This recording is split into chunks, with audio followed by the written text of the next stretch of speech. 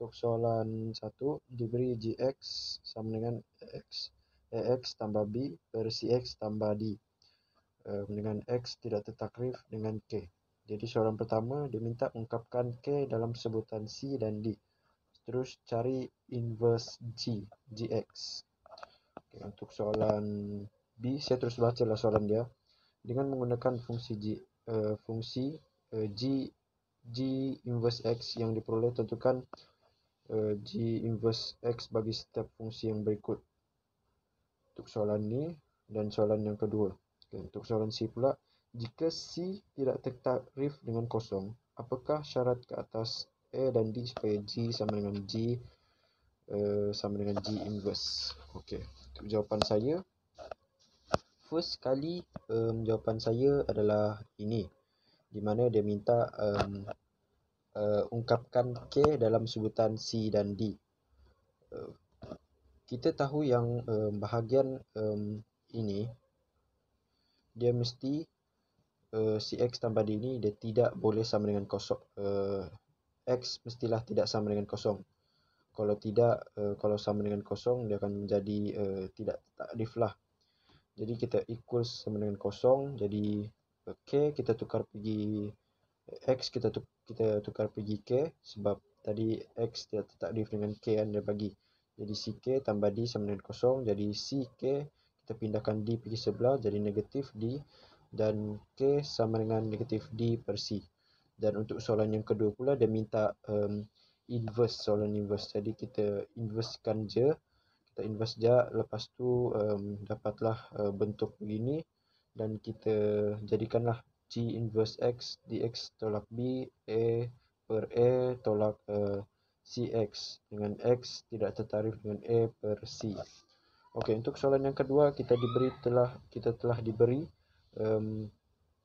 fungsi dia, fungsi Gx iaitu 7x tolak 4 per 2x tolak 3 dengan X tidak tertakrif 3 per 2. Jadi kita buat perkara yang sama seperti di atas ini. Jadi kita akan dapat bagi inverse bagi soalan ini adalah 4 tolak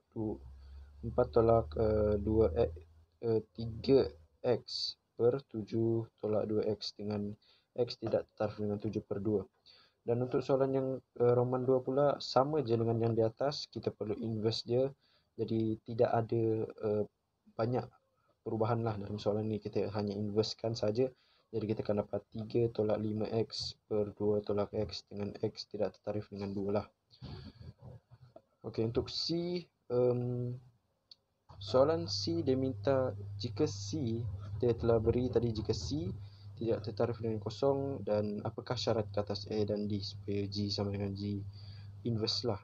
Jadi kita andaikan sajalah A sama dengan 2 dan D sama dengan negatif 2. Jadi lepas tu kita akan dapatlah bentuk ini adalah sama dengan bentuk ini. Jadi terbuktilah Gx sama dengan G inverse X. Okey, untuk soalan yang seterusnya, soalan 4, tentukan sama ada persamaan berikut ialah sistem persamaan linear dalam 3 pemboleh ubah atau bukan. Terangkan. Jadi diberi persamaan ini, tiga-tiga ni. Jadi apa yang kita boleh nampak, persamaan yang pertama X tolak Y tambah 3Z tambah 6 sama dengan kosong. Jadi persamaan yang pertama ni adalah persamaan linear. Jadi untuk seterusnya 4XY tambah 2Z tolak Y sama dengan 10. Jadi soalan dia minta sama ada sistem persamaan linear berikut adalah 3 pemboleh ubah atau bukan. Jadi untuk persamaan kedua dia adalah bukan dalam tiga pemboleh ubah, kerana dalam ini ada x, y. Jadi dia ada 2 pemboleh ubah dalam satu nombor ini. Jadi soalan ini adalah bukan pemboleh ubah. Jadi sistem persamaan ini adalah bukan persamaan linear. Jadi untuk soalan B, selesaikan sistem persamaan linear berikut dan jelaskan hasil dapatan. Okey, dia telah beri kita 3 persamaan yang perlu kita selesaikan. Jadi kaedah yang saya gunakan adalah kaedah pergantian lah. Bagi saya senang untuk saya fahami. Jadi saya jadikan X sebagai perkara rumus dan Selepas itu kita akan dapat X sama dengan 4 tambah 2Y. Lepas tu kita masukkan 1 ni kepada persamaan yang kedua dan ketiga. Dan selepas tu kita akan dapat Y untuk persamaan 1 dimasukkan ke dalam persamaan 2, kita akan dapat Nina 4. Terusnya untuk 1 dimasukkan kepada 3, kita akan dapat Nina. Jadi selepas itu kita tolakkan saja 4 tolak 5, kita akan dapat kosong sama dengan kosong. Maknanya apabila kita tolak 4 dan 5 ni, kita akan dapat kosong. Tiada nilai. Jadi persamaan linear tidak dapat diselesaikan, maka persamaan tidak terhingga. Maknanya dia infinity lah. Kalau buat pun dia tidak ada jawapan. Jadi itu je. Okey, soalan yang kelima, diberi satu janjang geometri dengan sebutan AR dan AR kuasa 3 dan seterusnya lah. Dan hasil tambah N sebutan pertama ialah Sn. Terbitkan rumus hasil tambah N sebutan pertama Sn bagi janjang geometri apabila R sama dengan R lebih besar daripada 1. Jadi daripada soalan pertama ni, kita kena terbitkan satu rumus lah. Terbitkan satu rumus dengan ini sebagai dia punya syarat dia. Jadi saya wujudkan satu persamaan di mana Sn adalah A tambah yang diberi di atas ini. Kita jadikan dia sebagai satu persamaan A. Untuk menghapuskan R semua ni, saya wujudkan satu persamaan tetapi saya darabkan dengan R. Jadi ini adalah persamaan kedua saya. Selepas itu saya akan tolakkan persamaan kedua dengan persamaan ke-1 dan saya akan dapatkan satu bentuk persamaan yang mudah di mana kita boleh wujudkan satu rumus melalui penolakan persamaan tersebut. Jadi saya akan dapat Sn. Jadi ini adalah rumus saya lah yang daripada soalan 1. Okay, untuk soalan yang kedua, seterusnya cari nilai bagi N dengan keadaan hasil tambah 2N sebutan pertama adalah 25 hasil tambah N sebutan pertama bagi satu janjang geometri yang mempunyai nisbah sepunya 3. Dari soalan ini kita telah diberi banyak maklumat di mana hasil tambah 2N sebutan pertama adalah 28 kali hasil tambah N sebutan pertama bagi satu janjang geometri, dan kita diberi nilai nisbah sepunya adalah 3. Jadi R mesti sama dengan 3. Jadi untuk jawapan saya, S2N sama dengan 28 Sn. Ini daripada maklumat daripada soalan yang kita dapat tadilah. Selepas itu kita masukkan rumus yang kita dapat dari sini. Kita masukkan disebabkan dia tidak bagi nilai A, jadi kita jadikan A itu sebagai tiada nilai lah. Selepas itu kita akan dapat rumus, kita akan dapat nilai sebegini untuk sebelah sini. Kita akan dapat ini, untuk sebelah sini pula kita akan dapat Nina. Jadi soalan begini, apabila wujud persamaan ini, kita tahu yang dia adalah satu bentuk indeks. Apabila ada satu bentuk indeks, kita katakan je lah 3N tu sama dengan X, sebab kuasa bagi 3 ni adalah 2N. Manakala kuasa bagi 3 di sini adalah 3N. Jadi kita katakan bahawa 3N ni adalah sama dengan X saja untuk memudahkan kita punya kerja. Jadi selepas kita masukkan jadi X kuasa 2, kita akan dapat satu bentuk persamaan kuadratik yang kita boleh selesaikan. Jadi di sini kita akan dapat X sama dengan 1, X sama dengan 27. Dan selepas itu kita hanya masukkan nilai 1 dan 27 tu ke sini untuk mencari nilai N tersebut. Jadi untuk nilai N bagi X sama dengan 1 adalah 3 kuasa kosong. Untuk N di sini, apabila nilai N apabila X sama dengan 27 adalah 3 kuasa 3. Maknanya N adalah 3.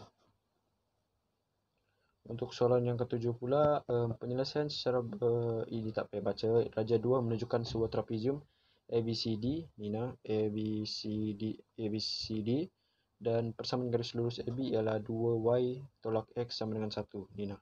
Ini adalah persamaan garis lurus AB yang diberi dari soalan. Saya telah tulis dengan keadaan AD ialah tinggi bagi trapezium ABCD. AD ialah tinggi dan soalan dia cari nilai P dan soalan ke-B pula koordinat bagi titik A. Okey, jawapan saya, first kali saya nak jadikan persamaan garis lurus AB tersebut dalam bentuk Y sama dengan MX tambah C lah. Selepas itu sebab soalan yang pertama dia minta nilai P. Jadi kita lihat balik kepada soalan lah. Nilai P. Apabila kita tahu trapezium, dia garis ini adalah selari dengan garis ini. Maknanya apabila garis ini selari, mereka berkongsi kecurunan yang sama.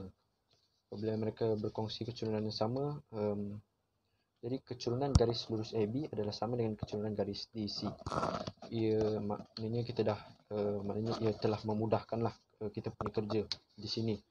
Jadi selepas kita tahu bentuk YMX tambah C di sini, garis lurus AB tadi, kita dapat tahu yang dia punya kecurunan dia adalah 1/2.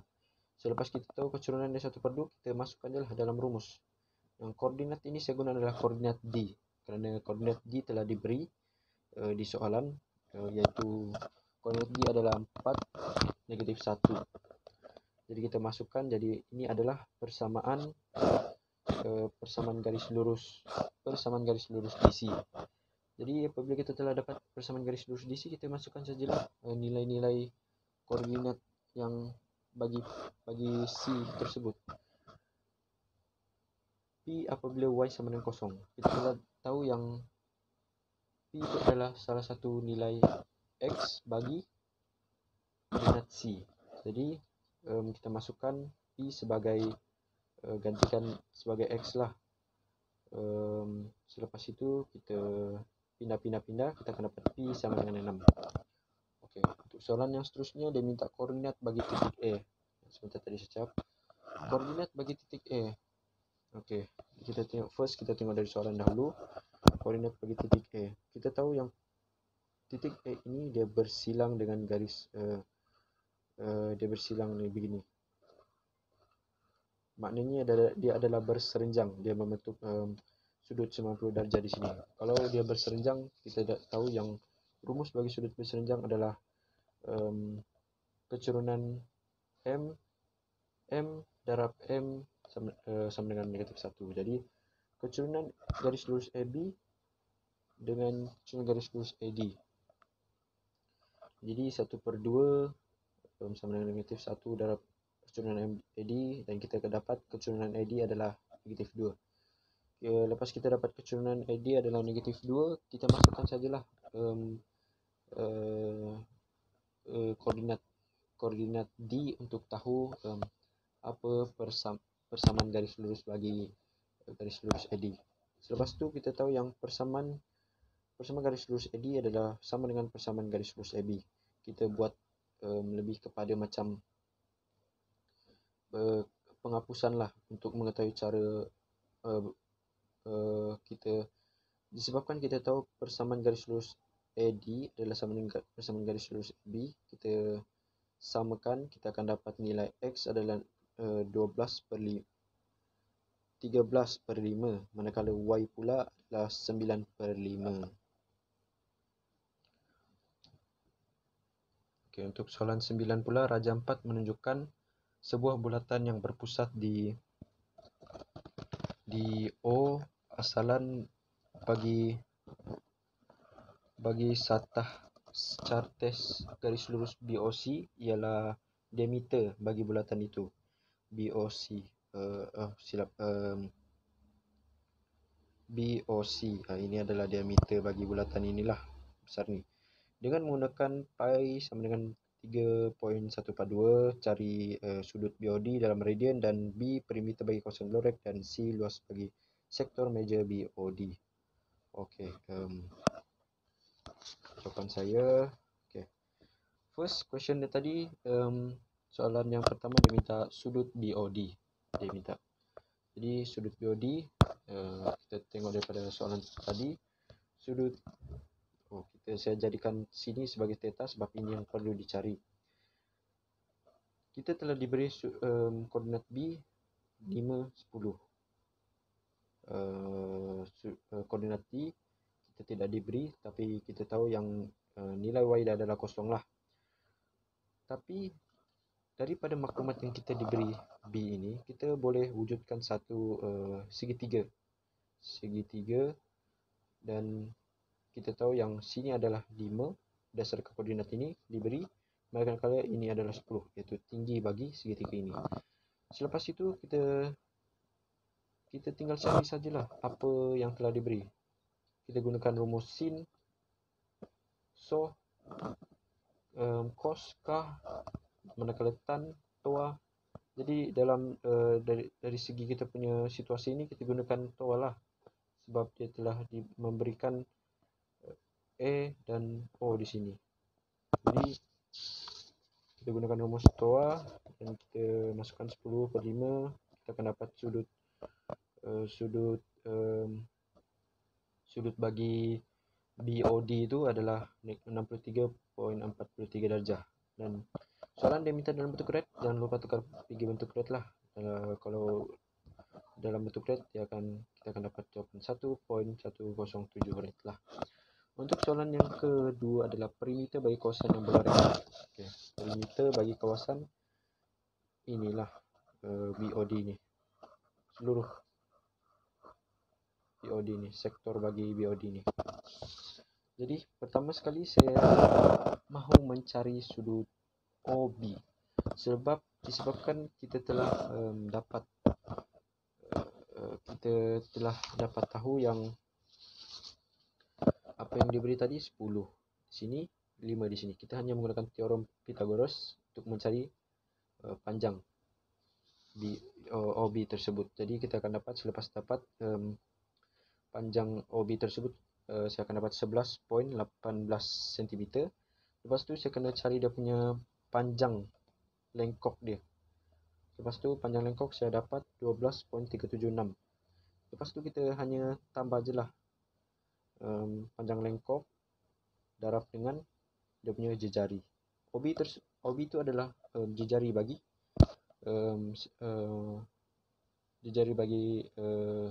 sektor BOD.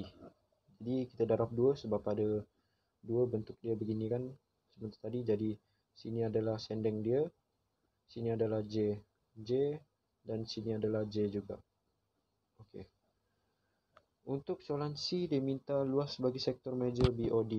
Luas, kalau luas kita tahu rumus dia ini, jadi kita hanya masukkan adalah dia punya ke dalam rumus tersebut. Jadi kita akan dapat jawapan 77.07. Untuk soalan 11, Raja 5 menunjukkan lengkung Y sama dengan X kuasa 2 tambah 3 bersilang dengan garis lurus AC di titik B. Okey, ini adalah titik B. Diberi bahawa persamaan garis lurus AC ialah Y tambah X sama dengan 9 dan kecerunan lengkung pada titik B ialah 4. Okey, kecerunan lengkung adalah M sama dengan 4 di sini. Cari luas rantau P dan B pula isi perjalanan dalam sebutan pi bagi rantau Q yang dikisarkan 360 darjah pada paksi X. Okey. First sekali daripada maklumat yang kita terima daripada soalan, kita tahu kecerunan pada titik B ialah 4. Dan garis lengkung ini dia bersilang dengan garis lurus CAC. Maknanya apabila dia bersilang, persamaan garis lurus ini dan ini akan sama dengan lah. Apabila kita adalah sama, persamaan garis lurus itu adalah bersilang, kita boleh tahu nilai K di sini. Sebab kita tidak tahu nilai K, jadi kita perlu cari dulu nilai K untuk menentukan, membantu kita untuk mencari luas rantau P. Jadi disebabkan itu,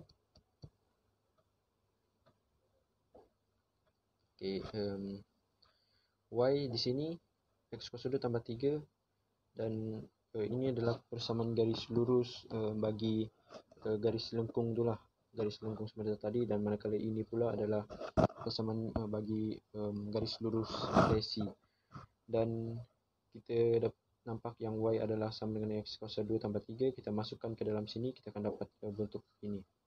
Lepas tu kita akan dapat satu bentuk persamaan kuadratik, dan kita dapat selesaikan je lah. Abaikan negatif 3 dan kita akan dapat K sama dengan 2. Selepas itu kita buat integration je lah. Selepas itu kita buat integration, kita akan dapat luas, kita akan dapat bagi ini adalah garis lurus bagi ini adalah persamaan garis lurus bagi AC, manakala ini adalah persamaan bagi garis lengkung. Lepas tu kita akan dapat bentuk ini, dan kita akan dapat jawapan luas rantau blorek bagi P adalah 22/3. Sebab kenapa saya tolak dia adalah sebegitu, sebab kita tahu Y tambah X sama dengan 9 adalah ini semuanya. Manakala Y sama dengan X tambah 3, dia punya kawasan adalah di sini. Kalau kita tolak ini dengan dan luas bagi garis lengkung ini, kita akan dapat nilai P, kerana ini dihapuskan. Jadi itu dah jawapan dia. Jadi soalan yang kedua pula, dia minta isi padu janaan bagi rantau Q. Jadi kita masukkan saja persamaan garis lurus AC tersebut. Kita kuasa 2, dan soalan dia nak dalam sebutan pi, jadi kita akan dapat 202/5 pi. Itu sajalah yang perlu dilakukan untuk soalan ini. Okey, untuk soalan 13, kebarangkalan Jessie akan menang dalam satu pertandingan badminton ialah 1/5. Okay, dari soalan ini kita tahu yang P sama dengan 1/5 lah. Jika dia mengambil bahagian dalam pertandingan, kebarangkalan bagi Jessie menang sekali dalam pertandingan badminton itu adalah 16 kali kebarangkalan kalah dalam semua pertandingan. Dari sini kita akan dapat X sama dengan 0, iaitu kalah dalam semua pertandingan, X sama dengan 0. Soalan pertama, cari nilai N. Soalan kedua, hitung min bagi bilangan kemenangan. Okay. Dari soalan kita terang-terang lah, dia telah bagi kebarangkalan Jessie akan menang dalam satu pertandingan badminton adalah 1/5. Artinya P adalah 1/5 dan Q adalah 4/5. Dan diberi bahawa kebarangkalan Jessie menang sekali dalam pertandingan badminton itu adalah 16 kali pertandingan kalah, 16 kali kebarangkalian kalah dalam semua pertandingan. Jadi ini dia punya dari maklumat tu. Jadi kita tinggal masukkan rumus, kita hanya masukkan dan kita akan dapat N sama dengan 64. Dan manakala untuk nilai min, masukkan saja N 64, masukkan nilai P, kita akan dapat 18. Itu saja untuk soalan 13A. Untuk soalan B pula, diberi Z ialah satu pembulat ubah rawak selanjar dalam taburan normal piawai. Cari P modulus Z lebih besar daripada 2.159 dan nombor 2 P modulus kurang daripada atau sama dengan 1.684. Okey. Soalan ni saya buat dulu dia punya bentuk graf bagi soalan Roman 1 untuk saya lebih faham. Jadi soalan Roman 1 dia adalah P Z modulus Z lebih besar daripada A. Kalau lebih besar daripada A, kita tahu yang dia adalah berbentuk begini. Dia punya graf dia. Jadi kita dapat tahu yang di sini ini yang dikira. Jadi kita lepas daripada kita punya graf ni, jadi kita dapat tahulah dia adalah 2P Z lebih besar daripada A. Kenapa dia 2? Kerana kita kira ini 2. Itu dia simetri. Jadi kita cari nilai ini di jadual, kita akan dapat 0.0154 dan lepas tu kita darab dan kita akan dapat 0.0308 lah. Selepas itu soalan yang ke Roman 2 pula, P modulus Z atau kurang daripada A, kita akan dapat bentuk begini. Dan selepas itu kita jadikan bentuk begini. Lepas tu kita tahu yang dia perkeadaan begini. 1 tolak 2 kita nak dia minta cari untuk ni bagi soalan sebentar tadi, kita tolak 1, tolak 2P, 2 Z lebih besar daripada 1.684. Saya 1 disebabkan ini, the whole this adalah 1. Saya tolak 2 sebab ini, kedua-dua ni. Jadi kita akan dapat 0.9078. Okay, raja 6 ABC ialah sebuah segitiga dengan AB sama dengan 18 cm, dan manakala AD sama dengan 16 cm. DC sama dengan 8 cm, BC sama dengan 15 cm, dan sudut ADE adalah sama dengan 120 darjah. Jadi dari sini saya telah senaraikan dia punya maklumat lah daripada apa yang telah diberi daripada soalan. Jadi di sini 18 cm, sini 16, sini 8, dan sudut ADE adalah 120. Ini. Dia bilang hitung sudut ACB dan panjang DE. Dan soalan seterusnya, panjang garis serenjang dari B ke garis lurus SC. Okey, untuk soalan yang pertama, dia minta sudut ACB. Dia senang, kita hanya menggunakan rumus cos saja. Jadi kita akan dapat sudut ACB adalah 48.51 lah. Dan untuk soalan B pula, panjang DE dia minta. Disebabkan dia minta panjang DE, saya first kali saya perlu cari sudut EDC lah dahulu. EDC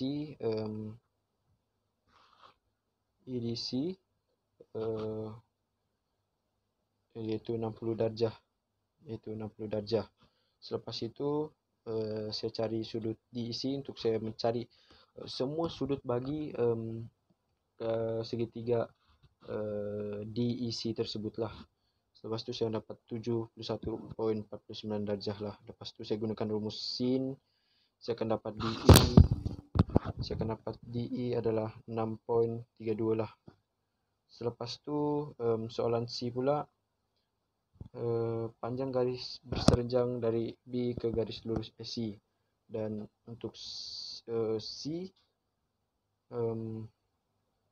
soalan dia simple, kita hanya perlu cari dia punya luas saja dahulu. Lepas tu kita lakukan seperti ini, dan kita akan dapat T tersebut adalah mewakili panjang bagi garis lurus garis berserenjang dari B ke garis lurus C lah. Jadi jawapan dia 16.85 cm. Itu saja.